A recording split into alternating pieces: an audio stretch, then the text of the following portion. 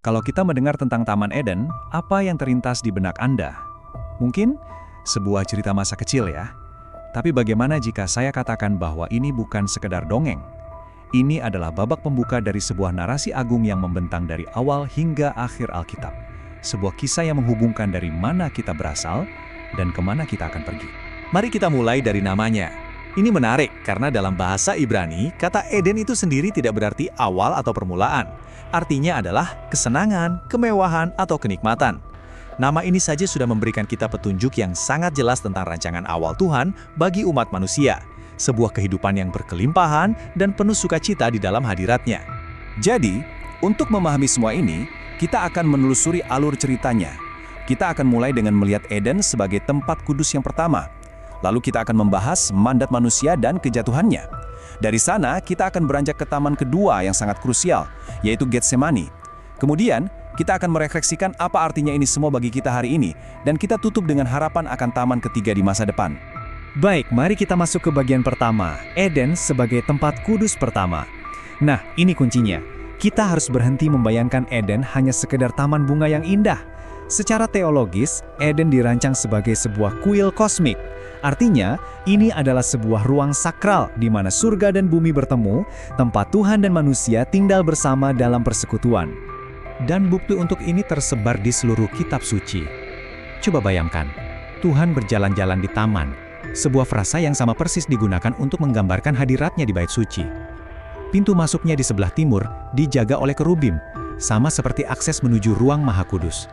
Bahkan simbol-simbolnya, seperti pohon kehidupan yang strukturnya mengingatkan kita pada menorah atau kaki dian, dan material berharga seperti emas dan oniks, serta sungai yang mengalir dari pusatnya, semua ini menunjuk pada satu kesimpulan.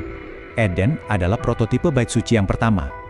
Sekarang kita sampai pada peran manusia di dalam ruang sakral ini.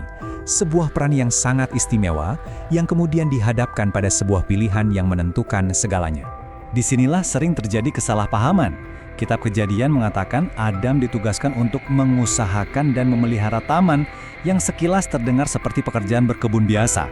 Tapi, dalam bahasa Ibrani aslinya, kata-kata yang dipakai, yaitu avad dan syamar, adalah istilah teknis yang spesifik digunakan untuk para imam yang melayani dan menjaga bait suci.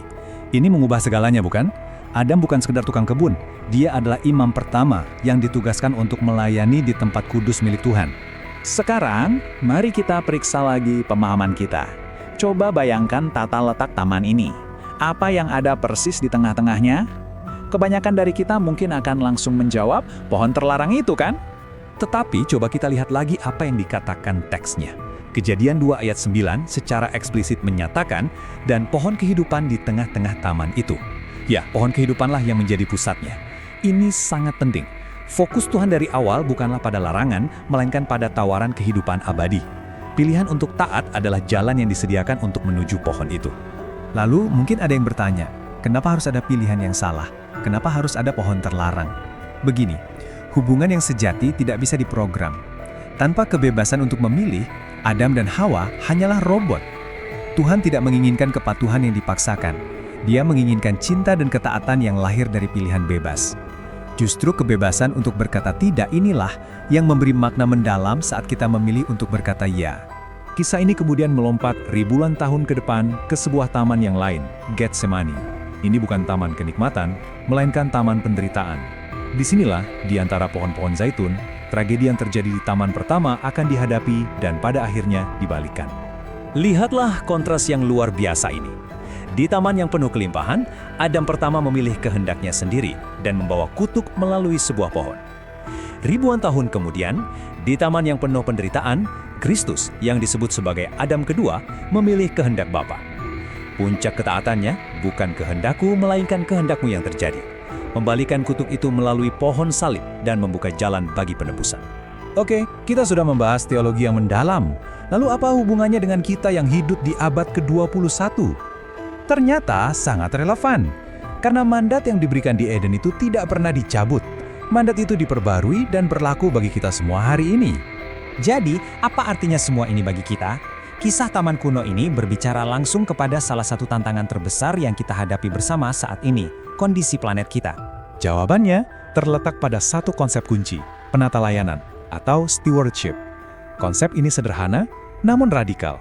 Intinya adalah, bumi ini bukan milik kita. Kita tidak memilikinya. Kita hanyalah para penata layan, para manajer yang dipercaya oleh sang pemilik, yaitu Tuhan, untuk merawat ciptaannya. Tugas kita adalah mengelola, bukan mengeksploitasi. Kalau kita benar-benar memahami ini, maka merawat lingkungan bukan lagi sekedar isu politik atau hobi. Ini menjadi sebuah tindakan iman. Ini adalah bentuk ibadah dan pelayanan kita kepada Tuhan. Saat kita melihat kerusakan lingkungan, pada dasarnya kita sedang melihat manifestasi fisik dari dosa, keserakahan, ketidakpedulian, dan keegoisan. Karena itu, memulihkan bumi adalah bagian yang tak terpisahkan dari misi penebusan kita di dunia. Dan ini membawa kita ke bagian terakhir, ketujuan akhir dari seluruh cerita ini. Taman yang ketiga. Karena Alkitab tidak berakhir dengan kita kembali ke Eden seperti semula.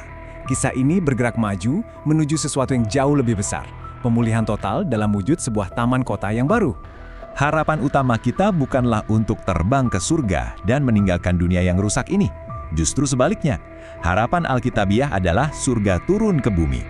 Tuhan sendiri yang datang untuk memperbaharui seluruh ciptaan dan tinggal bersama kita di sini untuk selamanya. Dan coba perhatikan, ini bukan sekedar pemulihan, tapi sebuah eskalasi, sebuah upgrade. Apa yang dimulai sebagai taman alami yang belum berkembang, diakhiri sebagai taman kota yang megah, yang menebus peradaban dan budaya manusia. Hadirat Tuhan yang dulu hanya berkunjung, kini tinggal secara permanen. Akses menuju pohon kehidupan yang dulu tertutup, kini terbuka lebar bagi semua bangsa. Dan kutuk kematian yang masuk di taman pertama, di sini dihapuskan untuk selamanya.